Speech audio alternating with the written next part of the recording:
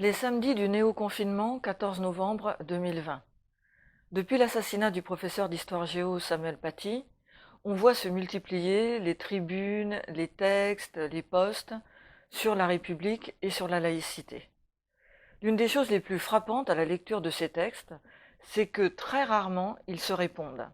C'est-à-dire que chacun développe son argumentaire sans forcément prendre le soin de répondre aux arguments de l'autre. Chacun court dans son couloir, si vous voulez. Certains, à la faveur des réseaux sociaux d'ailleurs, se laissent aller à des anathèmes faciles, des amalgames, des phrases émotives ou émotionnelles, je suis énervé, j'en ai marre, ce texte est idiot, etc. Tout ça ne contribue pas, malheureusement, à construire le nécessaire débat. Nécessaire débat parce que nous sommes confrontés à des défis très graves, comme rarement nous avons eu à en relever depuis des décennies, qui concernent nos libertés, la démocratie et parfois, on l'a vu malheureusement, des questions de vie et de mort. Contrairement à une impression, ces débats ne sont pas nouveaux. Depuis les Lumières, il y a des gens qui discutent sur l'apport des Lumières et leurs limites. Depuis qu'on est en République, il y a des gens qui critiquent la République, il y en a qui préfèrent au modèle républicain la démocratie anglo-saxonne. Depuis que les philosophes de la Renaissance ont remis au goût du jour la raison, certains estiment que la raison ne suffit pas, qu'il faut laisser une place aux sentiments et aussi à la foi. Donc, tous ces débats sont anciens, ils sont aujourd'hui renouvelés par la mondialisation, ils sont aussi renouvelés par le retour d'une forme de religiosité qui est liée au fait que la société de marché est extrêmement desséchante, et c'est lié aussi à la montée de courants religieux radicaux, les évangéliques, les islamistes, les intégristes catholiques, mais tout ça n'est qu'une question de forme. En fait, les questions sont toujours les mêmes depuis 200 ans ou 300 ans, et elles tiennent en fait à la conception qu'on a de l'être humain.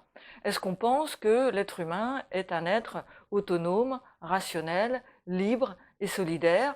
Et dans cette perspective, est-ce qu'on considère que les déterminismes jouent un rôle? Si oui, lesquels? L'économie, le social, les déterminismes culturels et religieux, les appartenances ethniques.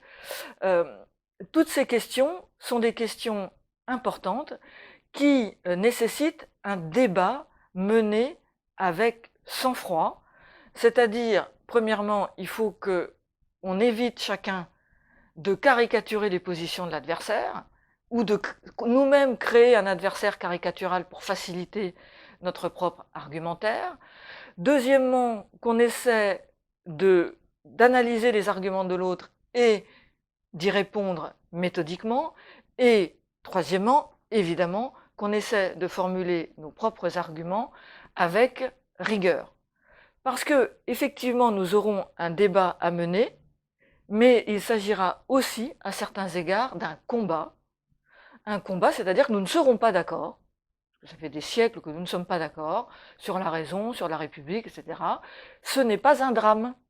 Ce n'est pas un drame à partir du moment où on est capable de mener ce combat avec des arguments intellectuels et politiques, et que on reconstruit à cet égard l'espace public et politique. L'une des difficultés de la période actuelle, c'est que l'espace démocratique a disparu sous les coups de boutoir de l'idéologie de marché et des thèses de la fin de l'histoire, et il faut donc reconstruire cet espace public démocratique sans avoir peur. On a des différences politiques, on a des opinions et des idées différentes, ce n'est pas un drame, c'est normal, et c'est ce qui fait le sel de la démocratie.